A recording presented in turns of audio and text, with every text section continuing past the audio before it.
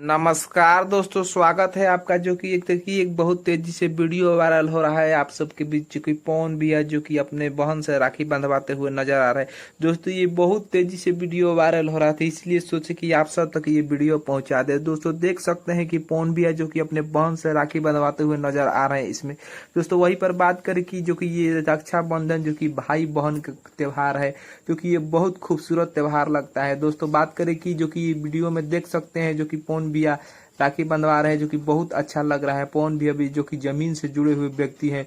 कुछ दिन पहले जो कि एक वीडियो वायरल हुआ था, जो कि अपने घर पर रुद्राभिषेक कर रहे थे, वो भी आप सब देखे होंगे। मैंने नहीं देखेंगे तो जाकर वीडियो को पीछे देख सकते हैं, जो कि मैंने वीडियो डाला हुआ हूँ। दोस्तों वही पर बात करें कि ये वीडियो आप सबको कैसा लग रहा है। जो कि पवन भैया जो कि अपने जमीन से जुड़े हुए इंसान हैं, ये जो कि हर कोई को लेकर चलते हैं।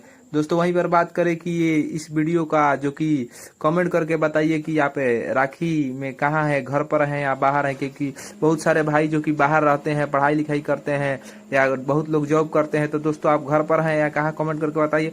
और ये वीडियो कैसा लगा आपको शेयर कीजिए ज़्यादा से ज़्यादा। धन्यवाद।